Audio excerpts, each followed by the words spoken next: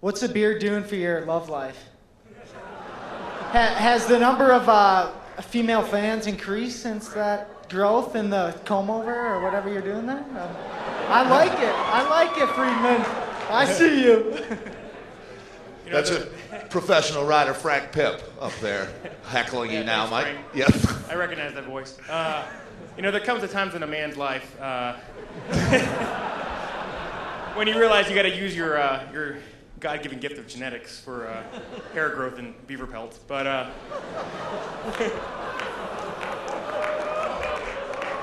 hey, Steve, come on up here. We had three of us. Dave Zabriskie also had a beard, but he chickened out, and I don't know if it was JV or it definitely wasn't his wife. He shaved it off and got a haircut. He looks like a little boy now. Anyways,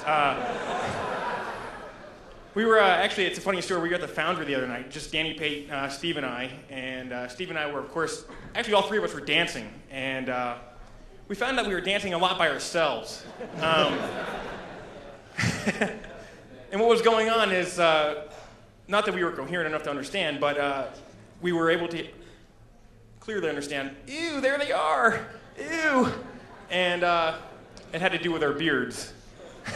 I've noticed the beards definitely help me out, but it's been it's been more with the homeless women around town. I've been getting hit on quite a bit, let me tell you. Woo. But otherwise, yeah, it keeps me warm, so that's good. So I hope that answered Frank. Maybe you can grow a beard. Okay, once again, guys, let's try to keep the banter friendly.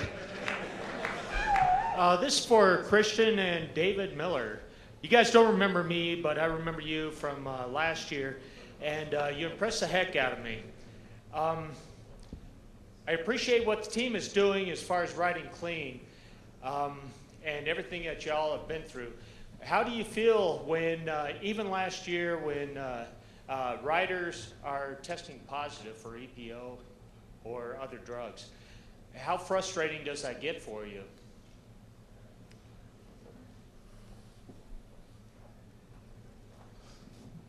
I get the first question, now I get the serious question.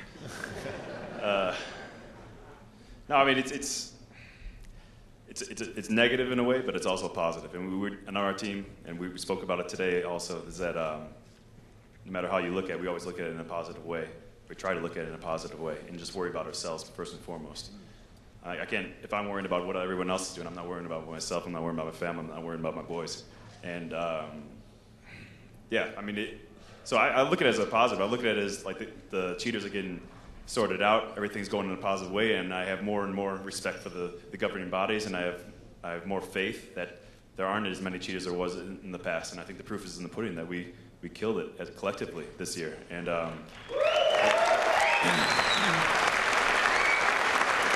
Jonathan said it, and there was some times, we forgot to win this year, last year, and now there's a lot of people on this team that weren't even, Dave broke his back, and he's been out the whole year, and Tom wasn't there a while, and I mean, we were running even at half-mast this whole year, so yeah, with the drug testing, stepping up, sky's the limit, and we're gonna, I don't know, God knows what else.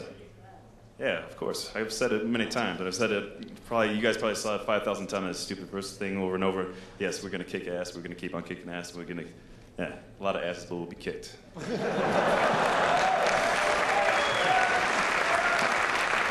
was interesting that JV talked about victory this year. So I'd like to know who's man enough to step up to the mic, who's going to take down Cancellara this year in a time trial.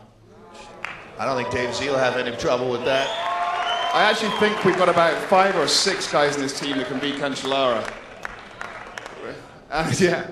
No, I mean, we got here basically, and I was talking to a journalist just yesterday, that we now have on paper the best time trialing team in the world. This has never happened before, to have so many extreme specialists, and this is one of Jonathan's absolute loves, which I think has been a bit confusing to people, that we don't try to spread out. But the bottom line is, we're really good at this. And we've got Dave, we've got Brad, we've got Christian, we've got Swain, we've got Danny, ex-under-23 world champion. We've got the best team for time trialing. And I think you'll see that next year more than ever.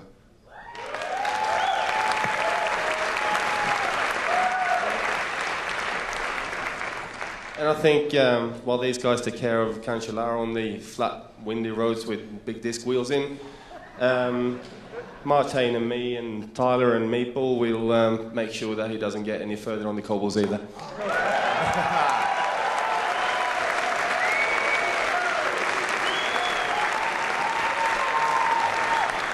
For those of you who follow D's Nuts, where'd the smoking jacket come from, and will we be seeing it again?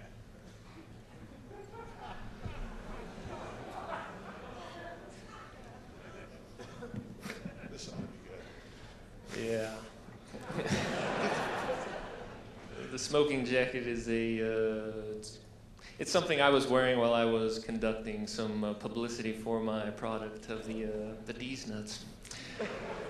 They pulled it out of a bag. I didn't really have a script of things to say, so you could tell I was kind of making things up at the time. So I'll try to make something better. I got a good one, actually. Not for my product, but... How are sales doing? I haven't figured out the whole YouTube thing. But you know, as soon as I do, you're going to be impressed. You're merchandising and marketing through YouTube. It wouldn't be so much for my D's Nuts, but for just funny ideas that I have. Just sort of an outlet for you. Yeah. Right. I mean, just for instance, I kind of got this one from, did you say Talk Louder? Sorry. Maybe, I don't know if you did or not. Friedman kind of helped me with this one. There's an old 80s song called Sarah. I don't know if you know them. Sarah. Yeah, we got it. Sarah. We got it. Yeah. Anyways, it's also the name of that new thing they're taking. But, so you use your imagination, and it could be a very funny video. But I can't figure out the YouTube, and I don't even think I have a camera, so... I have a few things to take care of, and yeah, keep your eyes out. Is there a website? Use the Google. So that's Dave Zabriskie's advice to you then. If you want to buy his product, just use the Google. Actually, this is kind of exciting because I think this is the million-dollar question. How is Slipstream Garmin going to compete against Lance Armstrong and Team Astana? Because many of you have actually competed with him or against him.